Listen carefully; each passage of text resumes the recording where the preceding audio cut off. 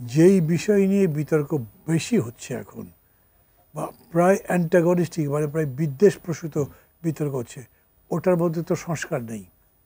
খেয়াল করবেন কিন্তু এটা, আমরা খুবই ভালো একটা হেলথ পলিসি করলাম, হেলথ পলিসি ইমপ্লিমেন্ট করলাম, তার কারণে নির্বাচন ভালো হয়ে যাবে তা তো না।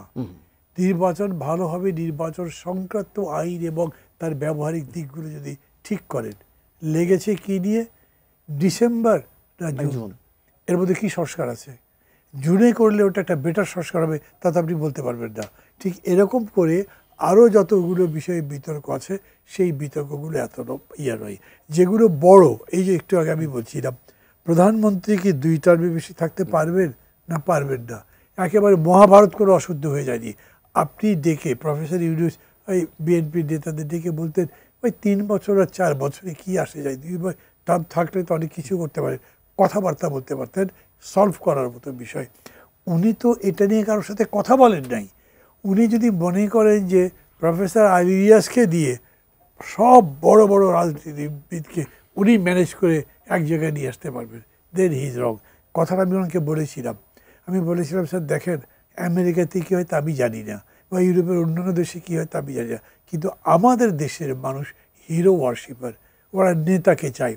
একটা দলের প্রেসিডেন্ট সেক্রেটারি দুইজনই মোটামুটি ব্যক্তিত্ব সম্পন্ন যোগ্য লোক। কাঠ ও পিভিসি ম্যাটেরিয়ালের সংমিশ্রণে তৈরি আধুনিক আরএফএল উডি ডোর, কাঠের চেয়েও কঠোর। কিন্তু দলের কর্মী এসে প্রেসিডেন্টের সাথে কথা বলতে চায়, সেক্রেটারির সাথে কথা বললে ওভাবে কাজটা কমপ্লিট হলো না, আবার তার কাছে যেতে চাই। এই যে ব্যক্তিবাদ বলবো বা ব্যক্তির প্রতি প্রগাঢ় ভক্তি শ্রদ্ধা, এইটা আপনি অস্বীকার করতে পারবেন না। ডক্টর ইউনূস না ছাত্রদের দায়িত্ব নিয়েছেন, দল করতে বলেছেন, তাদেরকে সুযোগ সুবিধা দিতে হবে বলেছেন, কিন্তু তাদেরকে তিনি কিছু দিতে পারেন নাই।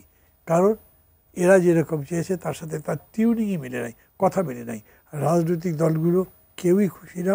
মাঝে তো কথাবার্তা যেগুলো বলা হচ্ছিল সেগুলো সম্মানের প্রতি এক ধরনের আঘাত করবার মতো বিষয় ছিল, অতএব হচ্ছে না, এখনও হচ্ছে না। আমি বলে রাখি আজকে আপনাদের এখানে, যেই পদ্ধতিতে তারা এগোচ্ছেন এই পদ্ধতিতে তারা একটা সফল গ্রহণযোগ্য কোয়ালিটি নির্বাচন পাড়ি দিতে পারবেন না। এই এই এই হাডুডু খেলা আর চলা উচিত না।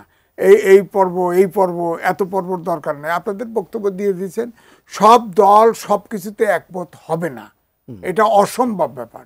সব রাজনৈতিক দলের রাজনীতি এক না, সব রাজনৈতিক দলের পলিসি এক না। এক করতে চাইবে অনির্বাচিত সরকার, এটা হয় না, এটা অবাস্তব। সুতরাং যেখানে যেখানে একমত হয়েছে নির্বাচন করে ছেড়ে দেন, যতটুকু সম্ভব ছেড়ে দেন। জুলাই ঘোষণাপত্র বানাবেন, বানান, সেখানেও তো বানানোর আছে, দেশ তো আছে, বাংলাদেশ তো আছে, মুক্তিযুদ্ধ হয়েছে, ৭১ বাদ দিয়ে তো পারবেন না। এখানে ২৪ সালকে যদি স্পেশাল এমফেসিস দেওয়া হয়, ওনারা একমত হলেও তো আমি একমত হব না। অবশ্যই ৭১ প্রাইম থাকবে।